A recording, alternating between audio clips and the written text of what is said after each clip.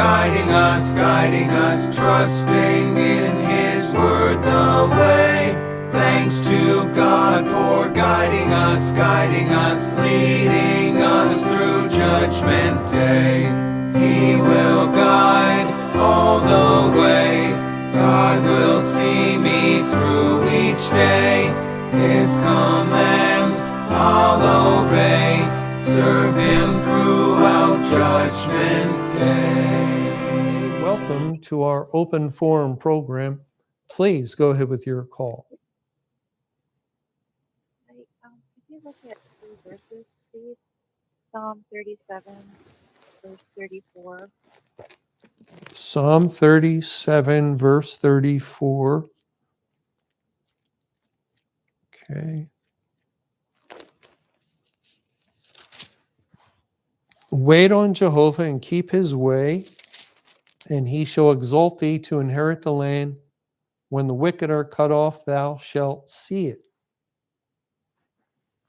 The second verse, 2 Chronicles 7:14.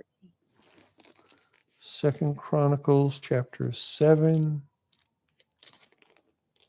and verse 14. If my people which are called by my name shall humble themselves and pray and seek my face and turn from their wicked ways, then will I hear from heaven and will forgive their sin and will heal their land.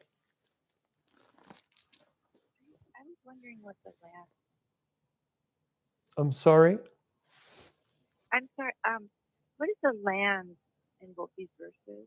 What is the land? Well, in Psalm 37, it's the earth.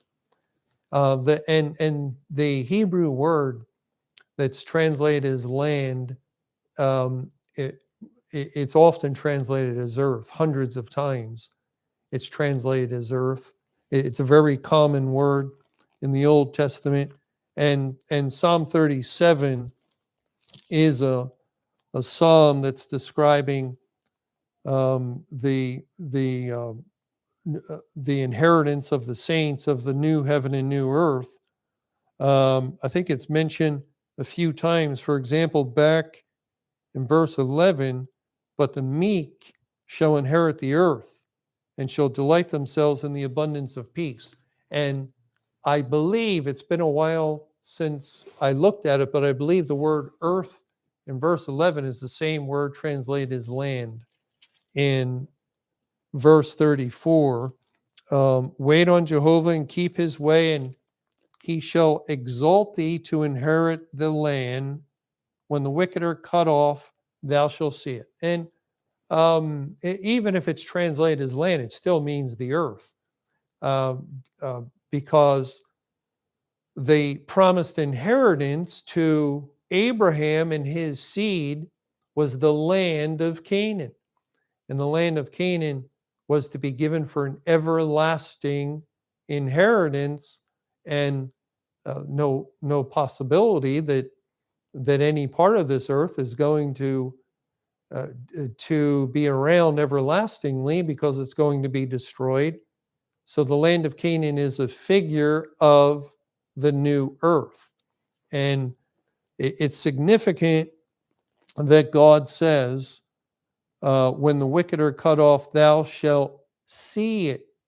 And this is happening right now, which, although we can sorrow for the wicked, for the unsaved people of the world who have been cut off, and they have been cut off when God shut the door of heaven, that effectively cut them off from the kingdom of heaven eternally. There's no remedy for the shut door. It is closed upon them forevermore. And it happened on May 21, 2011, and we see it. We see it. And that, though sorrowful, is encouragement to us that the rest of what God is saying in Psalm 37 concerning the meek inheriting the earth will soon come to pass. Now, in 2 Chronicles 7,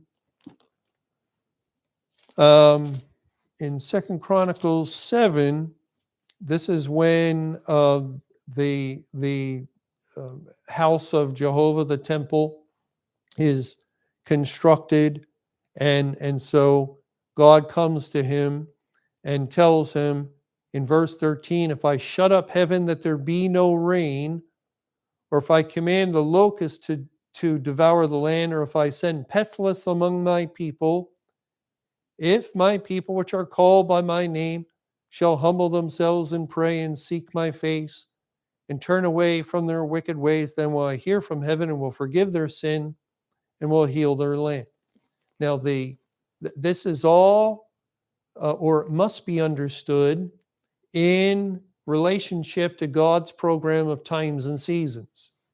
As verse 13 speaks of shutting up heaven and there being no rain, that's famine. That's famine, or identifies with spiritual famine. And God intersperses famine, rain, as he did over the New Testament era. The ministry of Christ, 3.5 years, was like famine, followed by the outpouring of the Holy Spirit in Acts 2, with the establishment of the New Testament church. That was the rain, the early rain that fell within the churches and congregations. Then at the end of the church age, and church age ended May 21, 1988, then there was famine. 2,300 evening mornings is the time the Bible reveals for that famine. And the 2,300 days concluded on September 7th, 1994, with the latter rain. So famine, rain, and then the latter rain was poured out until May 21, 2011. And then God ended his harvest as far as sending rain to produce fruit. And all the rain to be sent was sent. All the fruit to be produced was produced. All the elect became saved. And so the reference to land would be whatever is in view in their respective time and season. The land in the church age would have been within the congregations.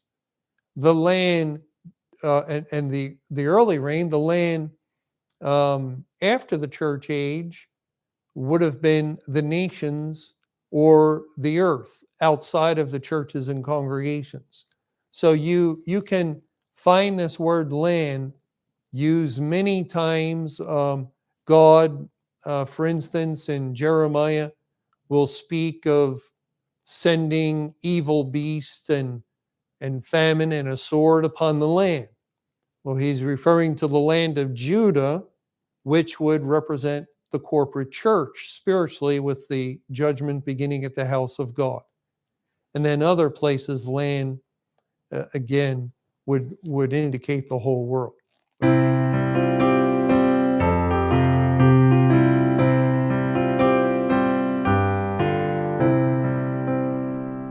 Praise to God for guiding us, trusting in his word the way. Thanks to God for guiding us, leading us through Judgment Day. He will guide all the way. God will see me through each day. His commands I'll obey. Serve him throughout Judgment Day.